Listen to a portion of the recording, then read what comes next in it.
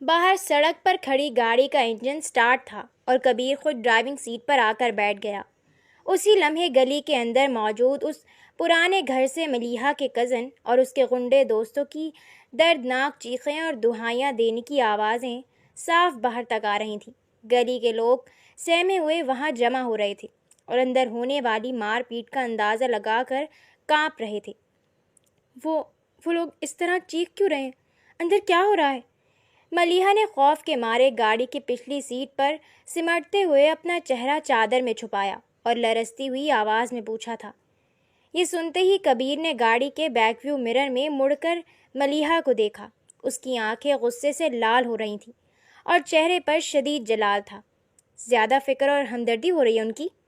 کبیر کا لہجہ چٹان کی طرح سخت تھا کہ ملیحہ کا دل دہل گیا۔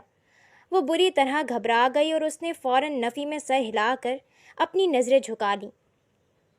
کبیر نے گاڑی کا گیئر بدلا، ایکسیلیٹر پر پیر رکھا اور وہ لوگ تیزی سے اس پسماندہ علاقے کی حدود سے باہر نکل آئے۔ گاڑی میں چھائے اس خوفناک سناٹے کو ننھے مومن کی معصوم آواز نے توڑا۔ شکر ہے بابا آپ آ گئے، میں تو وہاں بہت ڈر گیا تھا، آپ تو سچ مچ سپر مین ہیں۔ وہ پچھلی سیٹ پر بیٹھا کبیر کی طرف متوجہ ہوا اور بولا تھا۔ مومن کی اس معصومانہ تعریف پر بھی کبیر کے چہرے کی سختی کم نہ ہوئی۔ وہ خاموش رہا اور اسٹیئرنگ پر اس کی گرفت مزید مضبوط ہو گئی۔ مومن نے ملیحہ کا ہاتھ چھوڑا اور اپنی چھوٹی سی قمیض کو جھٹکتے ہوئے اداس لہجے میں کہنے لگا، بابا مجھے بہت بھوک بھی لگ رہی ہے، مومن تو دوپہر سے بھوکا ہے۔ دوپہر سے بھوکا رہنے کی بات جیسے کبیر کے سفر کا آخری پیمانہ بھی لبریز کر گئی۔ اس نے گاڑی کی رفتار ہلکی کی اور پیچھے پلٹ کر پچھلی سیٹ پر ملیحہ کے برابر میں بیٹھے مومن کو اپنے مضبوط ہاتھوں سے اٹھا کر اپنے پاس فرنٹ سیٹ پر بٹھا لیا۔ اس دوران اس نے ایک بار پھر ملیحہ کو شدید غصے اور حقارت سے گھورا، جیسے وہ کہہ رہا ہو کہ تم کیسی ماں ہو جو میرے بچے کو بھوکا رکھتی ہو۔ ملیحہ کا دل اس خوفناک نظر پر کانپ اٹھا۔ وہ فوراً رخ موڑ کر گاڑی کی کھڑکی سے باہر چمکتی روشنیوں کو دیکھنے لگی۔ اسے اس وقت کبیر کے ساتھ ساتھ مومن پر بھی ہلکا سا غصہ آ رہا تھا، لیکن اس سے کہیں زیادہ اس کے دل میں بے بسی کی آگ جل رہی تھی۔ میرے معصوم بچے کا ذہن اس کبیر آفریدی نے مکمل طور پر اپنے کنٹرول میں کر لیا ہے۔ وہ دن دور نہیں جب مومن ضامن کو بھول جائے گا اور اس ظالم شخص کو یہ اپنا سگا باپ ماننے لگے گا۔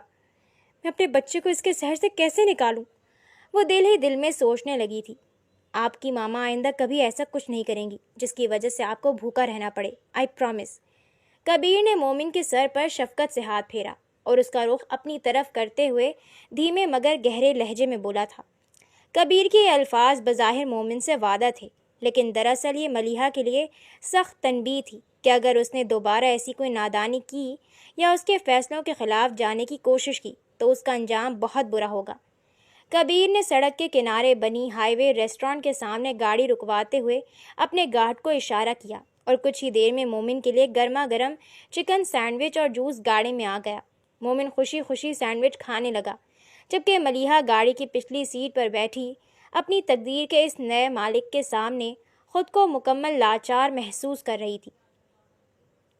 بنگلے پر پہنچتے ہی گاڑی کا انجن خاموش ہوا تو پورا پورچ ایک سنگین سناٹے میں ڈوب گیا۔ کبیر نے بوا گاڑی سے اترتے ہی بلند اور کڑکدار آواز میں پکارا تھا۔ بوڑھی ملازمہ جو لاؤنج میں ہی موجود تھیں، کبیر کا جلال آمیز لہجہ سن کر فوراً تیز قدموں سے باہر پورچ میں آئیں۔ مومن کو اندر لے جائیں، اس کے کپڑے چینج کروائیں اور اس کی پسند کا ڈنر کروا کر اسے سلا دیں۔ کبیر نے فرنٹ سیٹ کا دروازہ کھولا، مومن کو گود میں اٹھا کر بوا کے حوالے کیا اور انتہائی سرد لہجے میں حکم دیا تھا، جی صاحب۔ بوا نے اسپات میں سر ہلایا اور مومن کو لے کر فوراً اندر چلی گئیں، جبکہ پورچ میں اب صرف کبیر اور گاڑی کی پچھلی سیٹ پر بیٹھی ملیحہ رہ گئے تھے۔ کبیر کا غصہ اب اپنے عروج پر تھا۔ وہ تیز اور روبدار قدم اٹھاتا ہوا گاڑی کے دوسرے رخ مڑا اور ایک جھٹکے سے ملیحہ کی طرف کا دروازہ کھول دیا۔ ملیحہ اندر دبی بیٹھی تھی۔ اسے خوف کے مارے سمجھ ہی نہیں آ رہا تھا کہ وہ گاڑی سے نیچے کیسے اترے۔ کبیر نے 2 منٹ تک اس کے نیچے اترنے کا انتظار کیا، لیکن جب اس نے ملیحہ کی ہچکچاہٹ دیکھی تو اس کا صبر جواب دے گیا۔ کبیر نے آگے بڑھ کر ایک ہی جھٹکے میں ملیحہ کا بازو اپنی مضبوط گرفت میں دبوچا اور اسے گاڑی سے باہر نکال لیا۔ چھوڑیں مجھے، یہ کیا کر رہے ہیں آپ؟ ملیحہ نے تڑپ کر اپنا بازو چھڑانے کی کوشش کی، لیکن کبیر کی گرفت لوہے کی مانند سخت تھی۔ وہ اسے بے رحمی سے کھینچتا ہوا بنگلے کے اندر لایا اور راہداریوں سے گزرتا ہوا سیدھا ملیحہ کے کمرے میں لے گیا۔ کمرے کے اندر داخل ہوتے ہی کبیر نے ایک زوردار جھٹکے سے ملیحہ کو بیڈ کی طرف دھکا دیا۔ ملیحہ توازن برقرار نہ رکھ سکی اور بری طرح بیڈ پر جا گری۔ کبیر نے مڑ کر ایک دھماکے سے کمرے کا دروازہ بند کیا۔ یہ کیا بدتمیزی ہے کبیر خان؟ ملیحہ نے بیڈ پر سنبھلتے ہوئے غصے اور بے بسی سے چلانے کی کوشش کی تھی۔ Shut up! ابھی اس کا جملہ مکمل بھی نہیں ہوا تھا کہ کبیر اس سے کہیں زیادہ تیز اور ہولناک آواز میں چلایا تھا۔ کبیر کی گرجدار آواز پر ملیحہ سہم کر وہیں خاموش ہو گئی۔ اس وقت اسے اپنی عزت کا ڈر نہیں تھا، بلکہ وہ کبیر کے چہرے پر چمکتے ہوئے اس جنونی غصے سے سچ مچ خوفزدہ ہو رہی تھی۔ بالکل چپ! کبیر اس کے بالکل قریب جھکا۔ اس کی آنکھیں انگارے برس رہی تھیں۔ ایک لفظ بھی اگر تمہاری زبان سے نکلا نا ملیحہ، تو زبان کھینچ لوں گا تمہاری۔ ملیحہ کی آنکھوں سے بے اختیاری میں آنسو بہنے لگے۔ اس نے روتے ہوئے لرزتی آواز میں کہا، آپ مجھ سے اس طرح بات کرنے کا کوئی حق نہیں رکھتے۔ ایسے بات نہ کروں تو اور کیسے بات کروں؟ کبیر نے غصے اور جھنجھلاہٹ میں اپنے منہ پر ہاتھ پھیرا اور اس کے سامنے کھڑے ہو کر دھاڑا، اور کیا حق لگا رکھا ہے تم نے؟ تم ابھی مجھے جانتی نہیں ہو ملیحہ۔ مجھے اتنا مجبور مت کرو کہ تم خود مجھ سے پناہ مانگنے لگو۔ ملیحہ صدمے اور ڈر سے کچھ کہہ نہ پائی۔ وہ بس کپکپاتی نظروں سے اسے دیکھتی رہی۔ حق کی بات کر رہی ہو نا تم؟ یہ 2 مہینے جو تمہاری عدت کے باقی ہیں، انہیں ذرا گزرنے دو، پھر میں تمہیں عملی طور پر بتاؤں گا کہ میں تم پر کیا اور کتنا حق رکھتا ہوں۔ کبیر نے اپنے کوٹ کے بٹن کھولے اور حتمی لہجے میں بولا تھا۔ نہیں! ملیحہ تڑپ اٹھی۔ اس کا دل پاش پاش ہونے لگا۔ آپ کی انہی دھمکیوں اور اسی زبردستی کی وجہ سے میں اس گھر سے بھاگی تھی۔ میں دھمکی نہیں دے رہا ملیحہ، میں صرف سچ کہہ رہا ہوں۔ اور رہی بات بھاگنے کی، تو وہ بھاگ کر تم نے اپنی زندگی کی سب سے بڑی غلطی کی ہے۔ تم نے میرا اعتبار توڑا ہے، اور اب جب تک میں تم پر اپنا مکمل اور قانونی حق حاصل نہیں کر لیتا، تم اس گھر کی 4 دیواری سے باہر ایک قدم بھی نہیں نکال سکتی۔ کبیر نے سرد مہر انداز میں کہا تھا۔ یہ کبیر کا آخری فیصلہ تھا، جس نے ملیحہ کے فرار کے سارے راستے ہمیشہ کے لیے بند کر دیے تھے۔ یہ کہتے ہی کبیر ایک پل بھی وہاں نہیں رکا۔ وہ مڑا اور بھاری قدم اٹھاتا ہوا کمرے سے نکلنے لگا، جبکہ ملیحہ بیڈ پر بیٹھی بے بسی سے سسکیاں بھر رہی تھی۔ کبیر کے قدم جیسے ہی دروازے کے پاس پہنچے، ملیحہ نے اپنی ضد اور غصے میں تڑپ کر دوبارہ اسے پیچھے سے پکارا۔ کیوں نہیں نکل سکتی میں؟ آخر کس حق سے آپ مجھ پر اور میرے بیٹے کی زندگی پر مسلط ہو رہے ہیں؟ کبیر کے قدم وہیں رک گئے۔ اس کے وجود میں پھر خوفناک جلال جاگا۔ اس نے مڑ کر ملیحہ کو دیکھا، پھر انتہائی سکون سے اپنے کوٹ کے بٹن کھول کر اسے صوفے پر ڈالا اور اپنی قمیض کی آستین کے کف فولاد جیسے ہاتھوں سے فولڈ کرنے لگا۔ وہ چلتا ہوا سیدھا بیڈ کے پاس آیا اور ملیحہ کے بالکل مقابل بیڈ پر بیٹھ گیا۔ ملیحہ خوف کے مارے فوراً پیچھے ہٹنے لگی، لیکن اس سے پہلے کہ وہ دور ہوتی، کبیر نے آگے بڑھ کر اس کا بازو اپنی سخت گرفت میں جکڑا اور اسے اپنے قریب کرتے ہوئے سیدھا اس کی لرزتی ہوئی آنکھوں میں جھانکا۔ بیٹا! کس حق سے کہہ رہی ہو تم یہ لفظ؟ کبیر کی آواز میں شیر کسی گرج تھی۔ خالی پیدا کر دینا کافی نہیں ہوتا ملیحہ بی بی۔ اپنی بے جا ضد اور ہٹ دھرمی میں تم آج اپنی اس اکلوتی اولاد کو موت کے منہ میں لے گئی تھی۔ تمہیں کیا لگتا ہے تمہارے ساتھ تو اندر جو ہوتا سو ہوتا؟ وہ گنڈے میرے معصوم مومن کے ساتھ کیا کرتے؟ اندازہ ہے تمہیں؟ ملیحہ نے صدمے اور سچائی کے اس خوفناک جھٹکے پر تڑپ کر اپنی آنکھیں مضبوطی سے میچ لیں، کیونکہ وہ جانتی تھی کہ کبیر کا ایک ایک لفظ سچ تھا۔ کبیر نے اس کا بازو تھوڑا اور جھٹکا۔ تم جیسی مائیں ہوتی ہیں جو اپنی انا اور ضد کے لیے ساری زندگی خود تو مشکلیں چنتی ہی ہیں، ساتھ میں اپنی معصوم اولاد کو بھی زندگی کی آزمائشوں کے کوہلوں میں پیس دیتی ہیں۔ لیکن ایک بات کان کھول کر سن لو ملیحہ، مومن کے معاملے میں اب تمہاری ایک نہیں چلنے دوں گا، سمجھی تم؟ اسی لمحے کبیر کی پینٹ کی جیب میں رکھا فون زور سے بج اٹھا۔ کبیر نے ملیحہ کو اسی طرح دبوچے ہوئے دوسرے ہاتھ سے فون نکالا۔ اس نے اسکرین دیکھی اور جان بوجھ کر کال اٹھا کر اسپیکر پر ڈال دی اور اپنی گہری نظریں ملیحہ کے زرد پڑتے چہرے پر جما دیں۔ سر، زبیر اور اس کے جتنے غنڈے دوست اندر تھے، ان سب کی ہڈیاں ہم نے بری طرح توڑ دی ہیں۔ اب آگے کیا حکم ہے؟ فون پر کبیر کا خاص گارڈ تھا، اس کی ہانپتی ہوئی آواز گونجی تھی۔ ملیحہ نے بے یقینی اور شدید دہشت سے کبیر کے چہرے کو دیکھا۔ اس کا پورا وجود لرز اٹھا۔ ان سب کو ہسپتال منتقل کرو، ان کا اچھے سے علاج کرواؤ، اور سنو، جیسے ہی ان کا علاج مکمل ہو اور وہ ٹھیک ہوں، ان کی ہڈیاں دوبارہ توڑ دینا۔ کبیر نے ایک پل کی بھی تاخیر کیے بغیر انتہائی شفاقی اور سرد لہجے میں فون پر حکم دیا تھا۔ جی سر، گارڈ نے کہا، اور کبیر نے فون کاٹ کر جیب میں رکھ لیا۔ ملیحہ پھٹی پھٹی آنکھوں سے آنسو بہاتی ہوئی اس شخص کی اس بے رحم طاقت کو دیکھ رہی تھی۔ کبیر بیڈ سے اٹھا، صوفے سے اپنا کوٹ اٹھایا اور دروازے کی طرف بڑھنے لگا، لیکن جیسے ہی اس نے ہینڈل پر ہاتھ رکھا وہ ایک دم رکا۔ اس نے پلٹ کر ملیحہ کو دیکھا جو بیڈ پر ڈیر ہو چکی تھی۔ اگر دوبارہ ایسے بھاگنے کی کوئی کوشش کی نا ملیحہ، تو آئی پرومس تم مجھے بغیر ٹانگوں کے بھی اتنی ہی اچھی لگو گی، وہ انتہائی شفاق لہجے میں بولا تھا۔ کبیر نے اسے دھمکی دی تھی۔ یہ کہتے ہی وہ کمرے کا دروازہ کھول کر باہر نکل گیا اور دروازہ خود بخود لاک ہو گیا۔ ملیحہ کا ضبط اب پوری طرح جواب دے گیا۔ وہ بیڈ پر اوندھے منہ گری اور اپنے چہرے کو تکیے میں چھپا کر دھاڑے مار مار کو رونے لگی۔ کبیر خان آفریدی نے اسے ہر طرف سے بے بس کر دیا تھا، اور اب اس کے پاس اس کے سامنے جھکنے کے سوا کوئی راستہ نہیں بچا تھا۔ ملیحہ کے کمرے سے نکل کر کبیر سیدھا کچن کی طرف آیا، جہاں بوڑھی ملازمہ مومن کو اپنے پاس بٹھا کر بڑے پیار سے پین کیکس کھلا رہی تھیں۔ مومن کے چہرے پر اب کوئی ڈر نہیں تھا، وہ مزے سے کھا رہا تھا۔ کبیر کو اندر داخل ہوتے دیکھ کر بوا فوراً سیدھی ہو کر کھڑی ہو گئیں۔ صاحب، بوا لاؤنج میں ملیحہ کا کھانا لگا دیں اور اسے کمرے سے نکال کر خود اپنے سامنے بٹھا کر کھانا کھلائیں، وہ دوپہر سے بھوکی ہے۔ کبیر نے اپنے کوٹ کو سیدھا کیا اور بوا کے قریب آ کر انتہائی دھیمے مگر سنجیدہ لہجے میں بولا تھا، لیکن صاحب، بیٹی تو بہت غصے میں ہے، وہ تو میرے کہنے پر بھی کھانا نہیں کھائے گی، انکار کر دے گی۔ بوا نے ملیحہ کے غصے اور ضدی طبیعت کو جانتے ہوئے تھوڑا ہچکچاتے ہوئے کہا تھا۔ وہ انکار کرے گی، کبیر نے اپنی آستین کی کف درست کرتے ہوئے دو ٹوک لہجے میں کہا، لیکن آپ نے اس کا کوئی انکار نہیں سنا۔ وہ نہ مانے تو زبردستی کیجیے گا، مگر اس کے پیٹ میں کھانا جانا چاہیے۔ میں نہیں چاہتا کہ میرے گھر میں کوئی بھوکا سوئے۔ جی صاحب، میں ابھی جاتی ہوں۔ بوا نے ادب سے سر ہلایا۔ اسی دوران برابر میں بیٹھے ننھے مومن نے جب بابا کو اپنے سامنے دیکھا تو اس کے معصوم چہرے پر ایک بڑی سی مسکراہٹ پھیل گئی۔ اس نے اپنے چاکلیٹ سے سنے ہوئے ہاتھ ہوا میں لہرائے۔ بابا! مومن کے معصوم مسکراہٹ اور پکار دیکھ کر کبیر کے چہرے پر موجود چند منٹ پہلے والی شفاقی اور جلال جیسے کہیں غائب ہو گیا۔ اس کی آنکھوں میں ایک گہری شفقت اتری۔ وہ مومن کے پاس جھکا، بہت پیار سے اس کے سر پر ہاتھ پھیرا اور اس کے گال کو چھوا۔ کبیر نے ایک لفظ بھی نہیں کہا، لیکن اس ایک لفظ میں مومن کے لیے دنیا بھر کا تحفظ موجود تھا۔ وہ مومن کو دیکھ کر ہلکا سا مسکرایا اور پھر مڑ کر خاموشی سے اپنے روبدار قدم اٹھاتا ہوا کچن سے باہر نکل گیا، جبکہ بوا ملیحہ کے لیے کھانے کی ٹرے تیار کرنے لگی۔ اگلی صبح نزہت بیگم اور نیہا چوری چھپے ضامن کو بتائے بغیر خود کورٹ پہنچ گئیں۔ وہاں انہوں نے ایک وکیل کے ذریعے محلے والے پرانے گھر کے تمام قانونی کاغذات اور ٹرانسفر تیار کروائے۔ نزہت بیگم نے اپنے انگوٹھے اور دستخط ثبت کر کے وہ مکان باقاعدہ رخسار کے نام منتقل کر دیا۔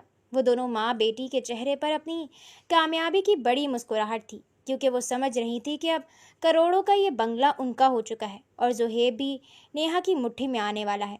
اتفاق سے اسی رات رخسار کا وہ فرضی چچا بھی بنگلے پر آیا ہوا تھا۔ ڈنر ٹیبل پر تمام لوگ موجود تھے، ضامن، نزہت بیگم، نیہا، رخسار اور اس کا چچا۔ ماحول میں عجیب سا تناؤ تھا، لیکن نزہت بیگم اور نیہا کے چہروں پر ایک فاتحانہ چمک تھی۔ ڈنر کے دوران ہی نزہت بیگم نے اپنے پرس سے فائل نکالی۔ انہوں نے انتہائی جتاتی اور مغرور نظروں سے رخسار کے چچا کو دیکھا، جیسے وہ کہہ رہی ہوں کہ لو دیکھ لو، ہم لالچی نہیں ہیں۔ پھر انہوں نے وہ فائل بڑے مان سے رخسار کے سامنے ٹیبل پر رکھ دی۔ امی، یہ کیا ہے؟ رخسار نے چہرے پر معصومیت سجاتے ہوئے ناٹک کیا اور ناسمجھی سے فائل کو دیکھ کر پوچھا تھا، بیٹی، یہ تمہاری اور ضامن کی شادی کا ہماری طرف سے ایک چھوٹا سا تحفہ ہے۔ ہمارے پاس تم جیسی امیر لڑکی کو دینے کے لیے اور تو کچھ نہیں ہے، بس ہمارا وہ محلے والا چھوٹا سا گھر ہے جو آج سے میں نے قانونی طور پر تمہارے نام کر دیا ہے۔ ورنہ بیٹی، اگر ہمارے پاس اس سے زیادہ بھی کچھ ہوتا نا تو وہ بھی ہم تم پر قربان کر دیتے۔ نزہت بیگم نے اپنے لہجے کو جادوانہ حد تک شیریں اور محبت آمیز بناتے ہوئے کہا تھا۔ کیا؟ جیسے ہی ضامن کے کانوں میں محلے والے گھر کا نام پڑا، اس کے حلق میں نوالا پھنس گیا اور اسے زوردار ٹھسکا لگا۔ وہ بری طرح کھانسنے لگا۔ اس نے پانی کا گلاس اٹھایا اور غصے اور صدمے اور شدید ضبط سے اپنی ماں اور بہن کو دیکھنے لگا۔ اس کی لا علمی میں اس کا اکلوتا اثاثہ اس کے ہاتھ سے نکل چکا تھا، مگر وہ اس وقت مہمان چچا کے سامنے تماشا نہیں کھڑا کر سکتا تھا۔ رخسار نے فائل ہاتھ میں لی اور اپنے لبوں پر زہریلی مسکراہٹ سجاتے ہوئے سامنے بیٹھے اپنے چچے کو دیکھا۔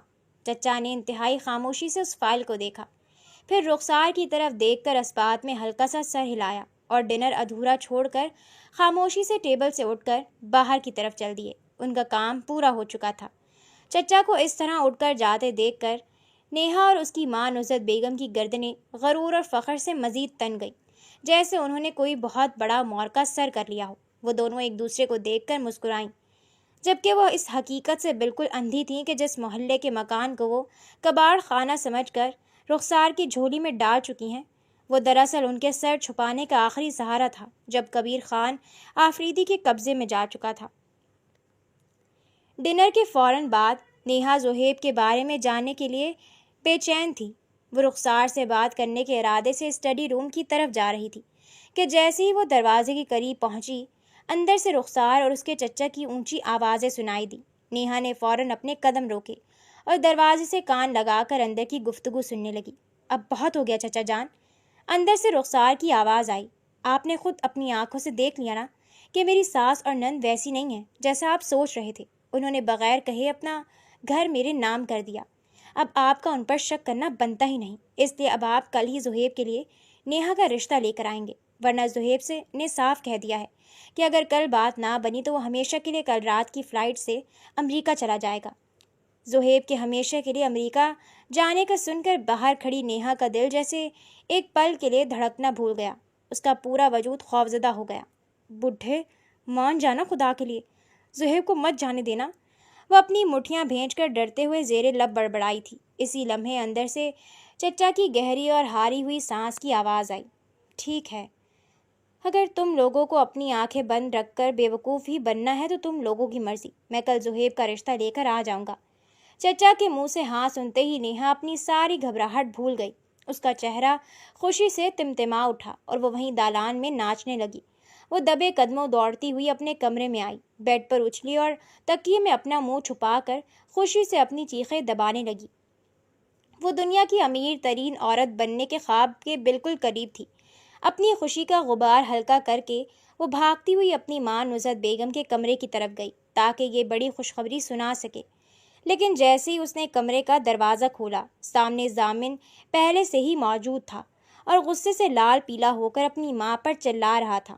دونوں ماں بیٹے کے درمیان گھر کے کاغذات چوری چھپے دینے پر شدید بحث اور مباحثہ چل رہا تھا۔ آپ نے مجھ سے پوچھے بغیر وہ مکان اس رخسار کے نام کیسے کر دیا امی؟ ضامن صدمے سے تڑپ رہا تھا۔ وہ میری زندگی کی آخری پونجی تھی۔ بس کر ضامن، اپنی زبان کو لگام دے۔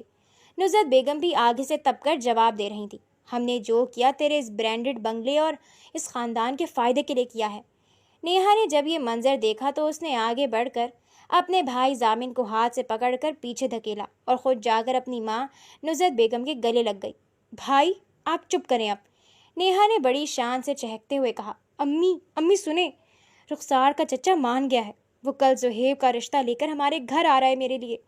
یہ کہتے ہی وہ دوبارہ اپنی ماں کے گلے لگ گئی۔ نصرت بیگم کا چہرہ بھی اپنی بیٹی کی یہ کامیابی سن کر یکدم خوشی سے کھل اٹھا۔ انہوں نے ضامن کے غصے کو یکسر نظر انداز کرتے ہوئے نیہا کا ماتھا چوما۔